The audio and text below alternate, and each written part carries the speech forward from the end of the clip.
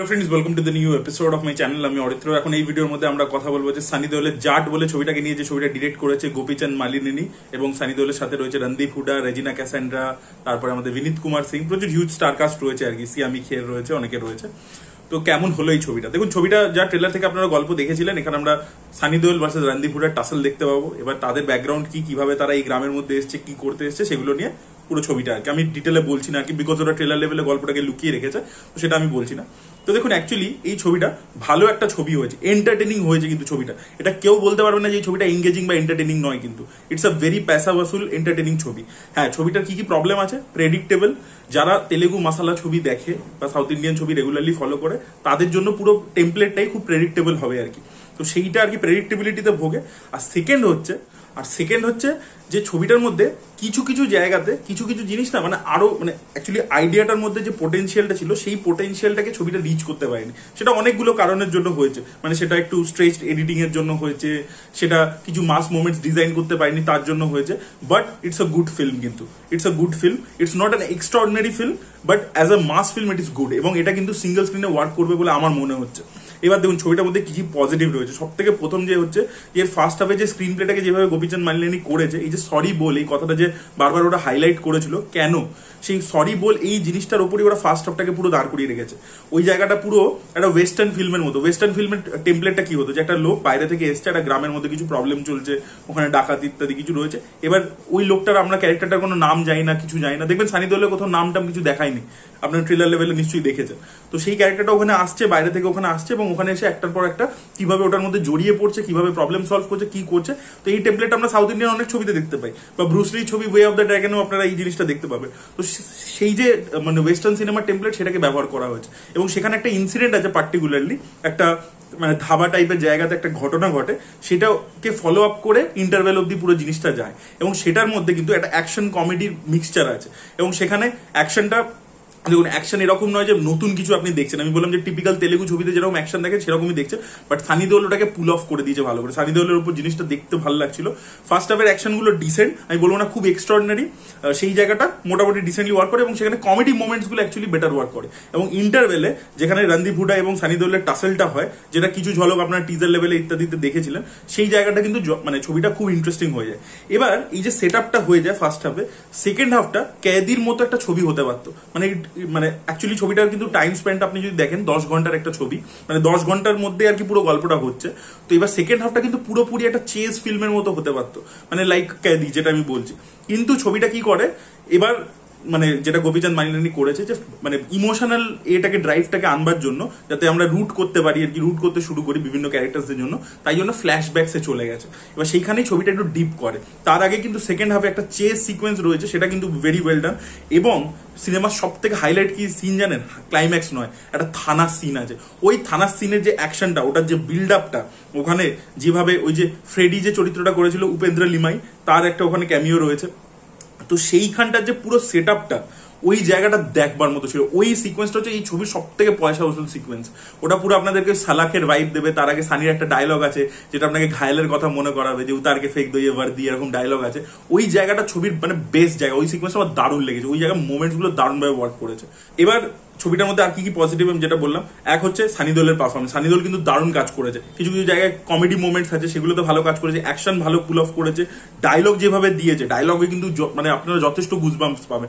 মানে আমি বলবো না যে হলে প্রচুর লোক ছিল, ঠিক আছে, 15-20 জন মতো লোক ছিল, কিন্তু তারা কিন্তু কন্টিনিউসলি হাততালি সিটি মেরে গেছে, ঠিক আছে। ভালো চিৎকার করা মোমেন্ট রয়েছে, এবং মানে সানি যেভাবে ডায়লগ ডেলিভারি করেছে দারুণ করেছে। তো সানি দেওল মানে ফুল অ্যাকশন মোড আর কি, এবং পুরো ফায়ার মোডে ছিল। এবং কেউ যারা এই ছবিটা দেখবে, কেউ বলতে পারবে না যে সানি দেওল খারাপ কাজ করেছে, দারুণ কাজ করেছে সানি দেওল।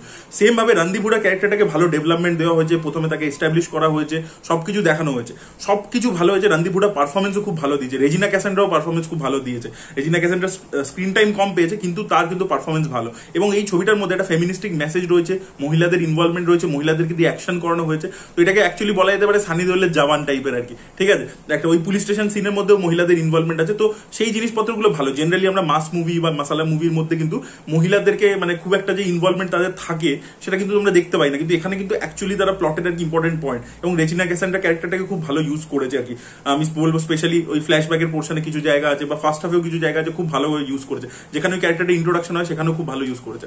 এবার প্রবলেম হচ্ছে রণদীপ হুডা ক্যারেক্টারটাকে যেভাবে সেট আপ করা হয়েছে, লাস্টে ক্লাইম্যাক্সে গিয়ে যেখানে আমরা আশা করবো যে এবার এদের দুজনের মধ্যে বিশাল একটা টাসেল হবে, সেই জায়গাটা সানি দেওলকে তুলতে গিয়ে রণদীপ হুডার ক্যারেক্টারটাকে পুরো ফেলে দিয়েছে। ওইটাকে একটা প্রবলেম হয়ে গেছে। এবং এখানে গোপীচাঁদ মালিনী আপনাদেরকে আমি আগে একদিন একটা ভিডিওতে বলছিলাম যে ইন্টারভেল মোমেন্টে কিছু একটা মানে দারুণ টুইস্ট দেয় আর কি, কমার্শিয়াল হয় বাট টুইস্ট দেয়। আপনারা বালুপু ছবিটা যদি দেখে থাকেন বা রামপথিন নিয়ে একটা ছবি করেছিল, ওখানে সবাই দিয়ে একটা কমার্শিয়াল টুইস্ট দেয় আর কি, বা ক্র্যাকের মধ্যেও ছিল। এবার এখানে শেষের দিকে গিয়ে দুটো টুইস্ট রাখা হয়েছে, তার মধ্যে প্রথম টুইস্ট আমার খুব ভালো লেগেছে। সেকেন্ড টুইস্ট যেটা দেখিয়েছে সেটা মানে প্রেডিক্টেবল হয়ে গেছিল, ততক্ষণে গল্পটা যতক্ষণে ওই জায়গায় পৌঁছেছে ততক্ষণে ব্যাপারটা প্রেডিক্টেবল হয়ে গেছিল। তো ওই টুইস্টটা মানে কমার্শিয়াল টুইস্টটা ভালো ছিল, কিন্তু ওটাকে অন্য জায়গায় অন্যভাবে বিল্ড আপ দিয়ে যদি মানে খুলতো আর কি, তাহলে জিনিসটা আরো এফেক্টিভ ভাবে ওয়ার্ক করতো। খরচা করা হয়েছে, গ্র্যান্ডার দেখানো হয়েছে, এবং আমি বলবো না যে ইমোশন মানে একদম ওয়ার্ক করেনি সেটা আমি বলবো না, কিছু জায়গায় ওয়ার্ক করেছে, কিছু জায়গায় আপনি ফিল করবেন, বাট সেটা না প্রচন্ড টিপিক্যালি দেখানো হয়েছে আর কি, ওভার ড্রামাটিক পিচে দেখানো হয়েছে, খুব টিপিক্যাল।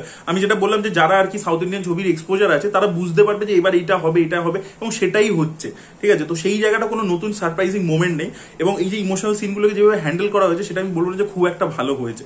তো যেহেতু অ্যাকশন একটার পর একটা আসছে, কিন্তু ওখানে ইমোশন যেহেতু থানার সিনটাতে ইমোশনটা যেন ওয়ার্ক করছে, তাই জন্য ওইটা হাই দিতে পারছে। কিন্তু ওই যে ফ্ল্যাশব্যাকের পোর্শন সেখানে পরপর যেরকম ভাবে জিনিসপত্র আসছে, সেটা না মানে আপনাকে খুব একটা ইনগ্রস যে করে দেবে, আপনি প্রচন্ড ইমোশনাল হয়ে যাবেন, সেটা কিন্তু হয় না। আরেকটা প্রবলেম আমার যেটা মনে হয়েছে, এই ছবিটার মধ্যে বিভিন্ন না সাউথ ইন্ডিয়ান পপুলার ছবি থেকে বিভিন্ন এলিমেন্টস নেওয়া হয়েছে। এখানে একটা মানে ফার্মার্সরা যাতে তাদের কথা রিকোয়েস্টটা প্রেসিডেন্ট শোনে, তাই জন্য একটা কাণ্ড করে। এবার আপনারা যখন ওই ইভেন্টটা দেখবেন ছবির মধ্যে, আপনাদের কাথি ছবিটার কথা মনে পড়বে। কাথি ছবিটার মধ্যে এরকম একটা প্লট পয়েন্ট ছিল, এয়ার মুরগাদাস বিজয়ের ছবি, সেটার মধ্যে একটা প্লট পয়েন্ট ছিল। তারপরে এই মকরান দেশপান্ডে ক্যারেক্টারটা আপনাকে কেজিএফ এর কথা মনে করাবে। তো বিভিন্ন জায়গা থেকে না বিভিন্ন এলিমেন্টস নিচ্ছে। অ্যাকচুয়ালি গোপীচাঁদ মালিনীর নিজেরই ছবি ক্র্যাক, সেখান থেকে আর কি এই যে ভিলেন, তাদের ব্যাক স্টোরি, তাদের ওয়ে অফ অপারেশন, সেগুলো ওখান থেকে আবার নিয়েছে। আর এই বাদালক্ষ্মী শরৎ কুমারের যে ক্যারেক্টারটা ছিল ক্র্যাকে, রেজিনা ক্যাসান্ড্রার ক্যারেক্টারটাকে অনেকটা ওই রকম টাইপের করেছে। তো ওই জন্য না মানে খুব ফ্যামিলিয়ার জিনিসটা হয়ে গেছে, তাই জন্য যে প্রচন্ড এক্সাইটিং লাগছে সেটা আমি বলতে পারবো না। যারা আগে তেলেগু ছবি দেখেছে তাদের জন্য প্রচন্ড নতুন একটা এক্সপিরিয়েন্স হবে না, সেটা একটা প্রবলেম আর কি। আর যেটা বললাম যে ইমোশনটা অতটা ওয়ার্ক করেনি, এবং সেকেন্ড হাফে একটা কোথাও গিয়ে ডিপ আসে, আর ক্লাইম্যাক্সে গিয়ে রণদীপ হুডা ক্যারেক্টারটাকে পুরো ফেলে দিয়েছে। ওই জায়গাতে ওই ক্যারেক্টারটাকে মানে যতটা তুমি বিল্ড আপ দিয়ে এস্টাবলিশ করেছো, ক্লাইম্যাক্সে গিয়ে কোথাও না জিনিসটা মনে হয় যে এবার হাড়ির মধ্যে শেষ করছে। ওই জায়গাতে ওরও একটা মানে ইকুয়ালি সানিকে চ্যালেঞ্জ দিচ্ছে, সেই ব্যাপারটা করা উচিত ছিল, নাহলে বিল্ড আপটা পে অফটা ভালো হলো না। বিল্ড আপটা ভালো ছিল, পে অফটা ভালো হলো। বেশ ভালো একটা ছবি হয়েছে, আমি স্টিল বলবো মানে খামতি রয়েছে ছবিটার মধ্যে, তা সত্ত্বেও আমি বলছি এটা বেশ ভালো ছবি হয়েছে। সিকান্দারের থেকে অনেক বেটার ছবি, অনেক বলিউডের থেকে অনেক অনেক বেশি এন্টারটেনিং ছবি। ছবিটা যখন আপনি দেখতে বসবেন, কখন ইন্টারভেল হবে আপনি বুঝতে পারবেন না, ছবি কখন শেষ হবে আপনি বুঝতে পারবেন না। ওই জাস্ট ফ্ল্যাশব্যাক পোর্শনটা যেটা সেকেন্ড হাফে রয়েছে, সেই জায়গাটা একটু ছবিটা ডিপ করে, বাট বাকি কিন্তু খুবই এন্টারটেনিং ছবি হয়েছে, খুব এন্টারটেনিং ছবি। একটার পর একটা অ্যাকশন আছে, থানা সিকোয়েন্সটা দারুণ ওয়ার্ক করে, ফার্স্ট হাফে কমেডি খুব ভালো ওয়ার্ক করে, তারপরে থানা সিকোয়েন্সে তো কমেডির ইমোশন সবকিছু ওয়ার্ক করে। মানে থানা সিকোয়েন্সটা অ্যাকচুয়ালি বেস্ট সিকোয়েন্স আর কি। আর মানে আপনারা যদি মানে ফুল মাসালা মাস মুভি দেখতে পছন্দ করেন, তাহলে আপনারা অবশ্যই দেখুন ছবিটা। কিন্তু মানে আপনার দেখে এটা মনে হবে না হ্যাঁ নতুন কিছু এক্সপিরিয়েন্স করলেন না যারা তেলেগু ছবি রেগুলারলি দেখে, বাট যে টাকা দিয়ে আপনি টিকিটটা কাটবেন 100-150 হোয়াটএভার, আপনার ভাই পয়সা উসুল হবে, এইটুকু আমি গ্যারান্টি দিয়ে বলছি। আর এটা মানে এটা অ্যাকচুয়ালি এন্টারটেনমেন্টের জন্যই বানানো হয়েছে, এটা তো মানে পারপাসটাই নয় যে একটা কোনো রকম নতুন আমি কিছু একটা এক্সপিরিয়েন্স দেবো, সেরকম ওরা মানে ট্রেলার টিজার থেকেই প্রমিসও করেনি।